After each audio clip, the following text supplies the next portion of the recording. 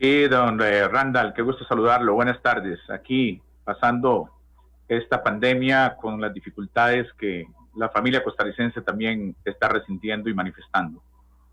Sí, indudablemente es una situación muy complicada. ¿Y por qué está don Belisario hoy? Bueno, porque realmente se ha visto durante los últimos días, no solo por el caso dado a conocer en las últimas horas que tiene que ver con una supuesta censura, digamos, de Yamilet Astorga, la presidenta ejecutiva de la IA, a hacer hoy el diario Extra, que por cierto ella niega, según lo ha hecho público hace un ratito, sino también al manejo de la prensa, el acceso a información pública y la libertad de expresión que ha hecho el gobierno de la República en medio de la pandemia. Yo tengo la impresión, don Belisario, que al inicio, y perdón si los perros ladran, es muy complicado de manejar en casa, que le decía que yo tengo la idea de que al principio, digamos que los medios nos acomodamos un poco a algunas actitudes un poco extrañas que justificábamos por la premura de manejar una situación que nadie la había previsto.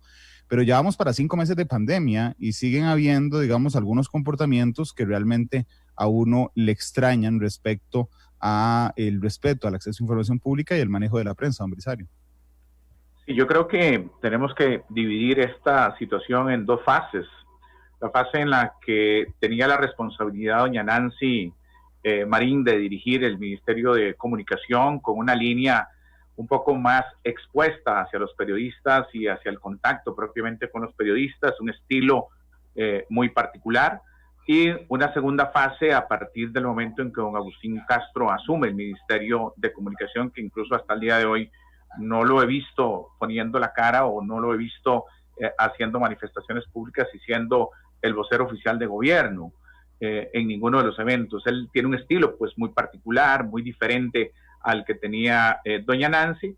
Yo he tratado en alguna medida durante los últimos 15 o 22 días de concretar precisamente una cita con el señor ministro de Comunicación para hablar sobre lo que los periodistas estamos sintiendo, sobre lo que los medios de comunicación están sintiendo con referencia al manejo restrictivo, ampliamente restrictivo de la información por parte de los voceros de gobierno y mediante la tónica de estas conferencias de prensa que más allá de conferencias se convierten en una pseudo rendición de cuentas que lo que hacen es simplemente casi a nivel de chota en la sociedad costarricense despertar ese sentimiento como de pizarra, pizarra, pizarra, nada más, para ver cuántos hay hoy o cuántos se recuperaron o no se recuperaron.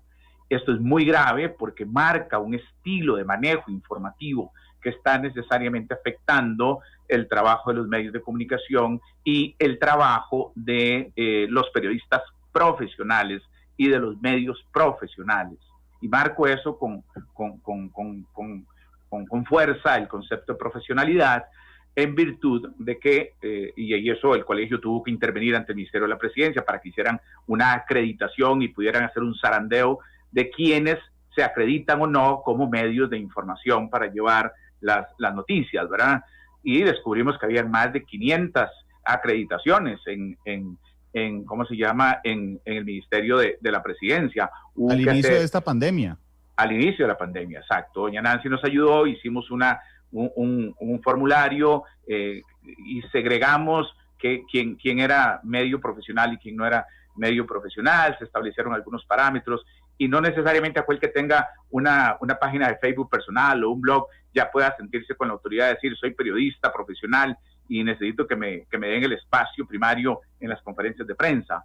Eso se había normado un poquito y se ve ahora, don Randall, cómo ha bajado ya la presencia de esas páginas de Facebook y de esos pseudo periodistas que en algún momento se han acreditado en la presidencia. Y yo quería con don Agustín pues ver precisamente que se haya hecho esa selección. Y uno de los parámetros que yo decía era que no hay mucho que descubrir. Si ya todos los medios formales de este país tienen acreditadas sus fuentes ante los diferentes ministerios, pues ya sabe quién es el periodista que cubre la fuente. Y entonces denle el tratamiento preferencial a esos periodistas que están acreditados en la fuente correspondiente. Pero bueno, ha sido... ¿Qué es un medio de comunicación serio? ¿Qué características tiene? Tiene que haber cierto nivel de profesionalidad. Sí, debemos de entender de que hay medios de comunicación que son profesionales.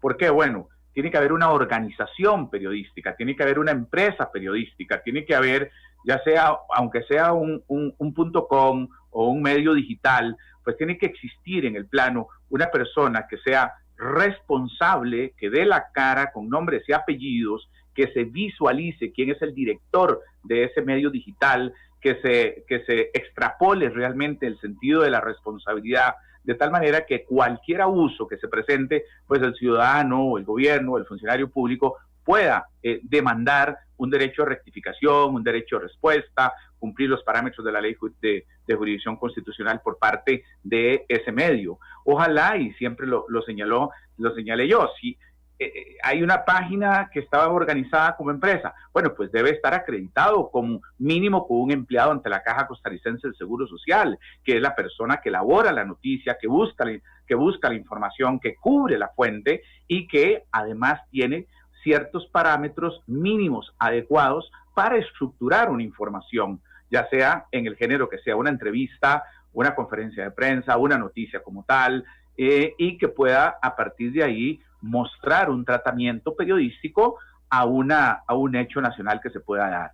Y todo eso es fácil de hacerlo y de controlarlo y de chequear si paga impuestos, si paga la renta, si no paga la renta, si paga el IVA o no paga el IVA. Y ahí nos damos cuenta quién es un medio profesional para poder discriminar. Claro, hay muchos medios que están surgiendo. Bueno, no importa, eso no es ningún pecado. Pero ya sabemos en radio quiénes somos los que somos. Y sabemos en televisión quiénes son los que han estado siempre. Esos per se son medios profesionales que han estado ahí y que en alguna medida requieren no preferencias, sino una legitimidad que se han ganado a lo largo de su historia periodística en diferentes gobiernos o en diferentes años en que haya estado ese medio al servicio de la sociedad costarricense.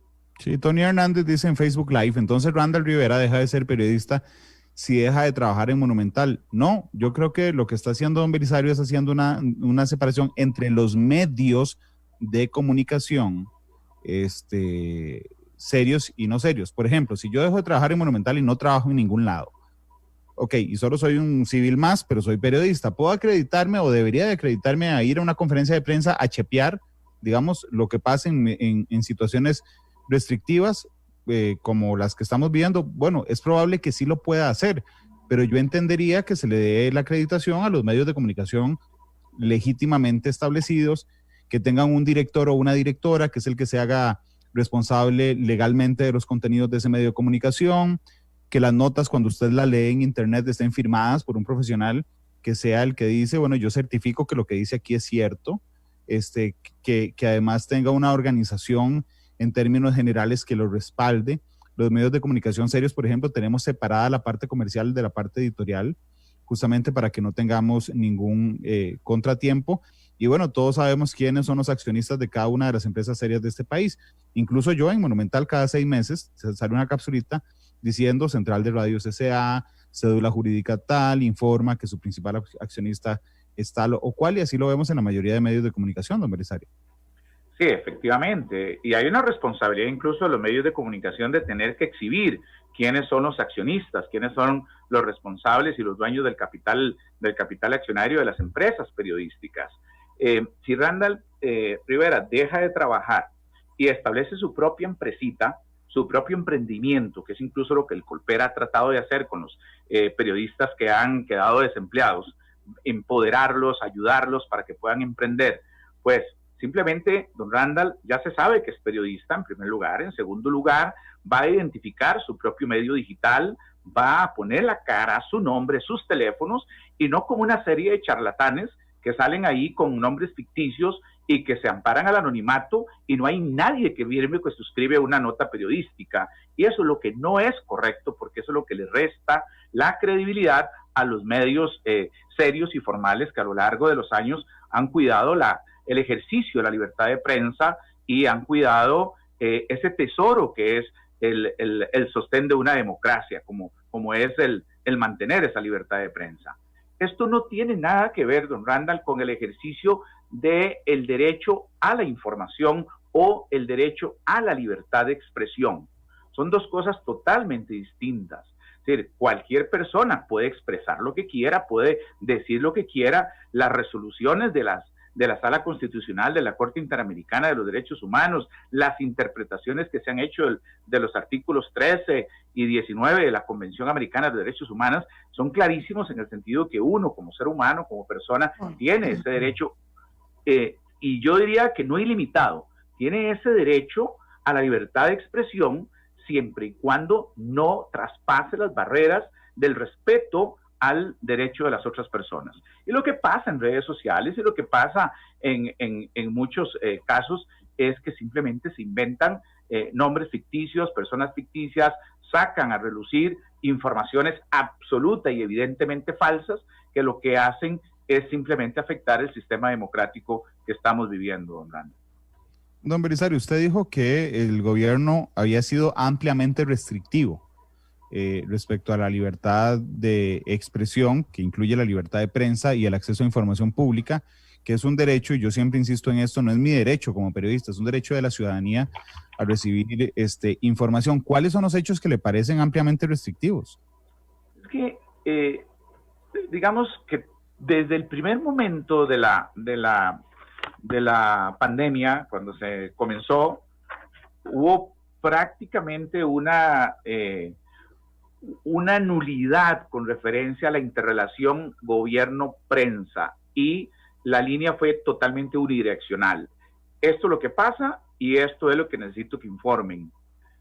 El artículo 259 de la Ley General de Salud, que todavía está por ahí, vigente, da precisamente, a partir del momento de la declaratoria de una epidemia, a la prensa, a la radio, a la televisión y a todo otro medio de comunicación colectiva el deber de colaborar con la autoridad de salud.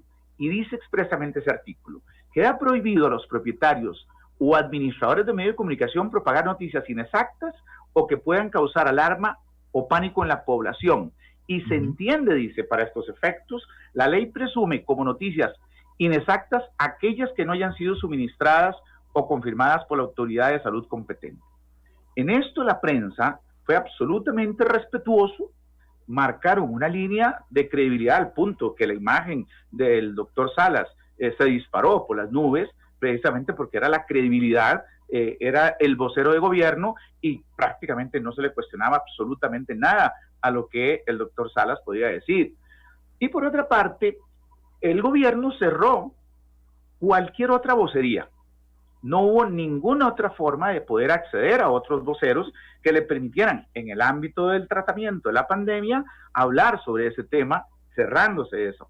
Luego apareció, y fue necesario que apareciera en el tema de la seguridad, por razones de mantener el orden, don Michael, ¿verdad?, el ministro de Seguridad, ya como un segundo vocero, estableciéndose a partir de ahí, entonces como dos líneas de acción, uno en materia de salud y otro en materia de seguridad, pero aún así restrictivo, porque no habían conferencias de prensa en el buen sentido de la palabra. Yo que le di mucho seguimiento al tema europeo y principalmente español, había una conferencia de prensa todos los días con el presidente Sánchez, donde estaban los medios de manera virtual y en donde el presidente era ampliamente cuestionado y repreguntado por los periodistas, a pesar de que fuera de manera virtual. En el caso nuestro, desde el principio se limitaron las preguntas, se limitaron la cantidad de personas, al punto que se cerró prácticamente eso. Luego de la lucha que dimos, incluso como Colper, entramos a la conferencia presencial de nuevo, pero aún así con muchas limitaciones, y hubo que abrir un poquito el tema. Y ahora, 3 preguntas, no hay derecho a repreguntas, no hay ese cuestionamiento, y no hay tampoco otras vocerías en gobierno para que le puedan satisfacer a los medios de comunicación sus necesidades informativas, que no necesariamente la necesidad de Noticias Monumental puede ser la misma de Noticias Repretel. Puede ser que la línea de investigación o la línea de trabajo sea absolutamente distinta, pero los medios empezaron a encontrar fronteras, y fronteras en el sentido de que no había nadie que pudiera dar información que fuera la adecuada.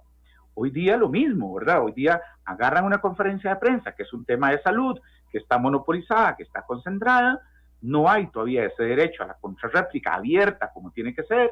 Ok, hay una restricción, a pesar de tener amplios jardines en casa presidencial que pudiera permitir un acceso muchísimo más abierto para la prensa y haciéndolo en los mismos jardines de la presidencia, como para que podamos interactuar y ser los medios de comunicación los transmisores del mensaje que requiere la sociedad recibir por parte de las autoridades de gobierno. Y esta es una lucha, era una de las cosas que yo quería hablar con don Agustín, para ir flexibilizando, para que vayan saliendo más voceros en diferentes campos, para que se les dé libertad a los voceros de poder hablar. Por ejemplo, la presidenta de la IA, encárguese del tema IA y esté expuesta a la prensa para poder resolver las necesidades de agua. El del ICE, que tenga también que tener esa actitud para poder enfrentar a la prensa. El tema de los ministros de, ¿cómo se llama?, de trabajo o de bienestar social, que haya esa actitud abierta, amplia. Hubo una forma en que se resolvió en algún momento en que las 4 televisoras se reunieron, hicieron un panel y tuvieron al ministro Salas ahí. La única manera de poderlo hacer.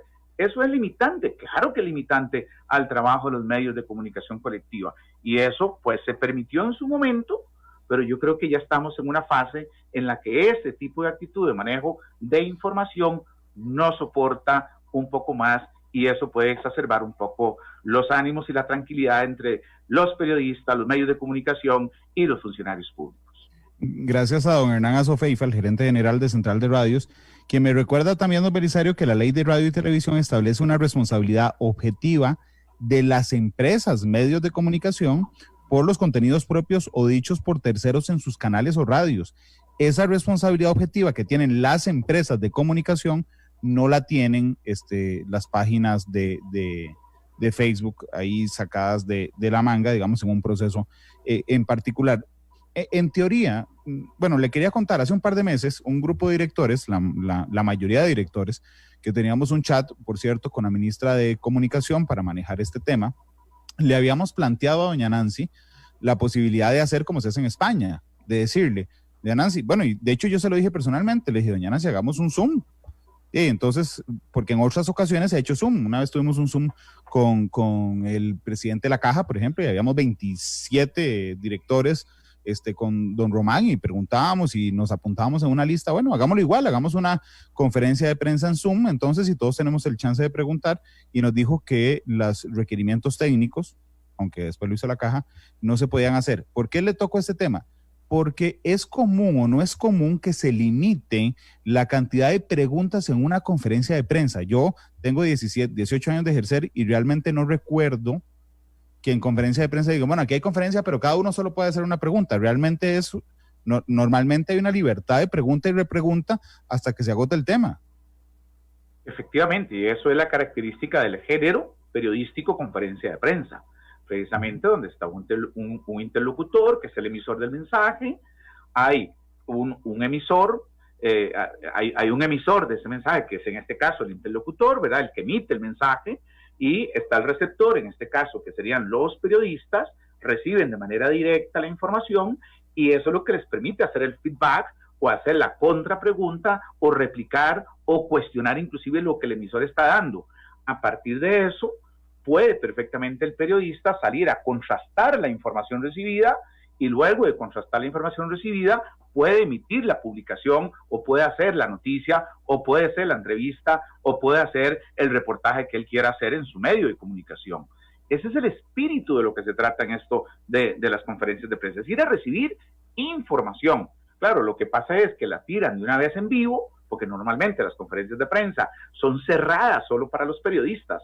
Aquí no, en este estilo de conferencia, todo el mundo lo ve y todo el mundo está ahí casi que participando en la conferencia de prensa. El objetivo de la conferencia de prensa es cerrada básicamente para la prensa, para que la prensa tenga los insumos, vaya, contraste y luego prepare, edite y emita la información que la ciudadanía va a recibir con referencia a un tema esencial.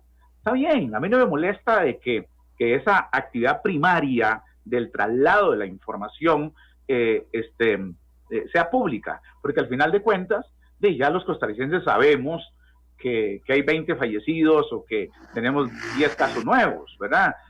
Ningún otro medio va a poder inventar y decir que son 100 casos nuevos o que hay 40 fallecidos, ¿verdad? ¿Por qué? Porque claro, ya el emisor lo dijo directamente al público final, que es en alguna medida a quien los medios nos debemos. y que tenemos que ir a la fuente primaria, coger la información, procesarla, contrastarla y llevarles adelante ya el insumo final de lo que es necesario que puedan conocer, consumir o digerir ante determinadas circunstancias.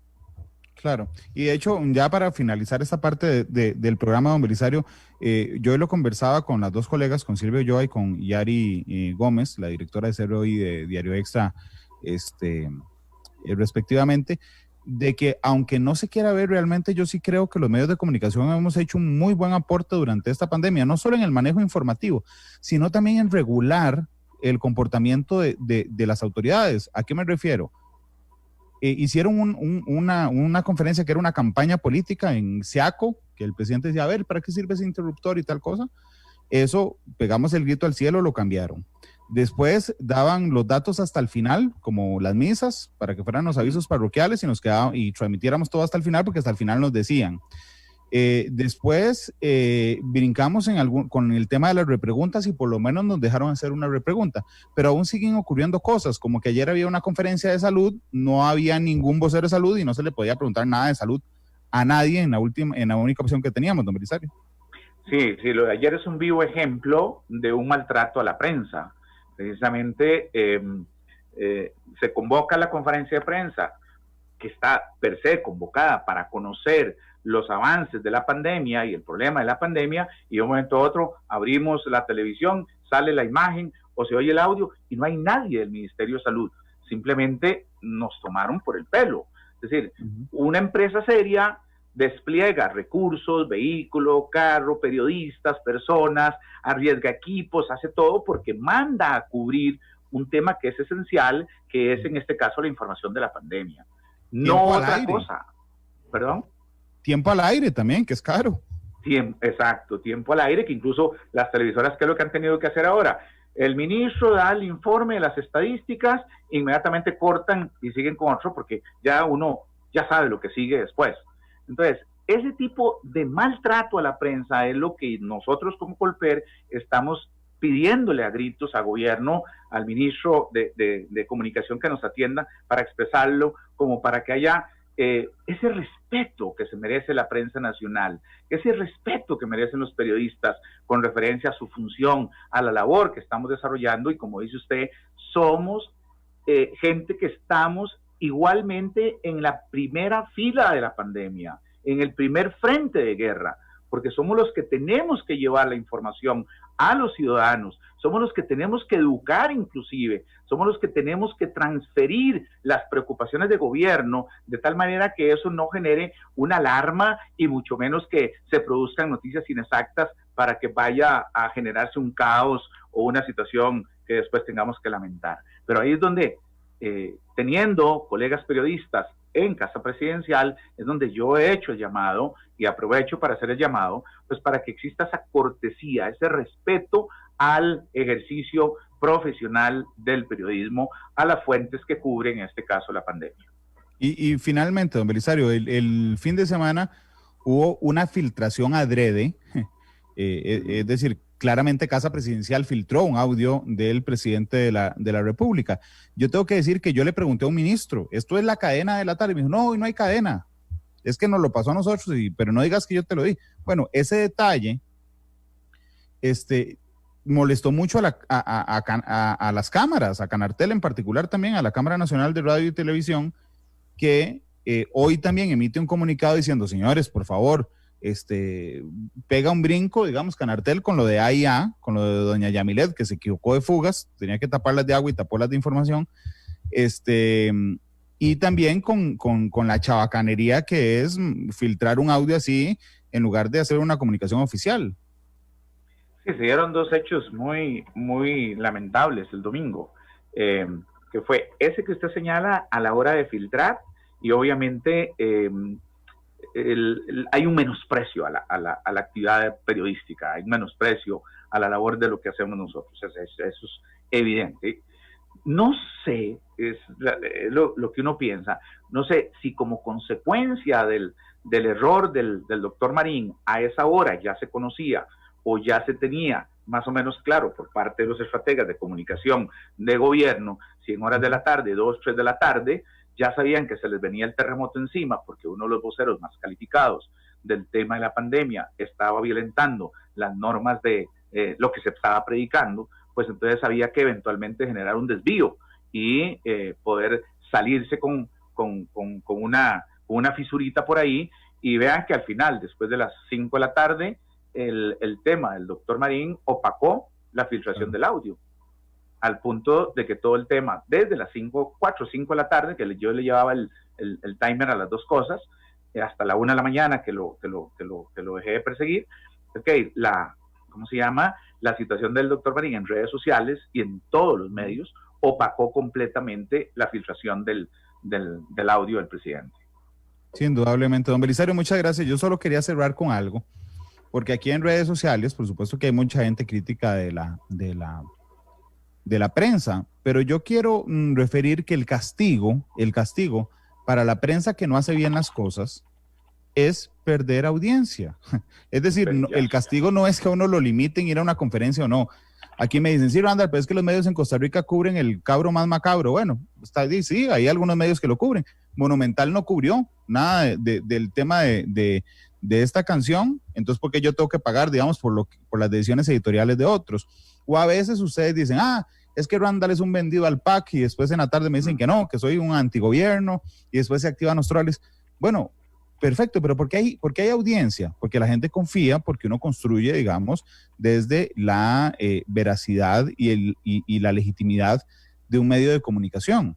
Si yo hago preguntas tontas, como aquí dice Jazmín Hernández, entonces, ¿qué va a pasar, Jazmín? Entonces no me ves, ese es el castigo que tienes en tus manos, entonces no me sumes audiencia. Si a vos te parece que yo hago preguntas tontas, que tengo malos enfoques, que soy pro PAC o contra PAC, ese es el castigo. El castigo no pasa por decir limitemos el trabajo de la prensa porque hay algunos que hacen preguntas tontas. El castigo de la audiencia está en sus manos, que es dejen de ver, oír o leer si algo no les parece y así no les suman audiencia. Y si sí les gusta, entonces vean, apoyen y respeten, pero lo que no podemos hacer es limitar el trabajo de la prensa. Don Belisario, muchas gracias. Encantado, a la orden, don Randall, un placer y buenas tardes.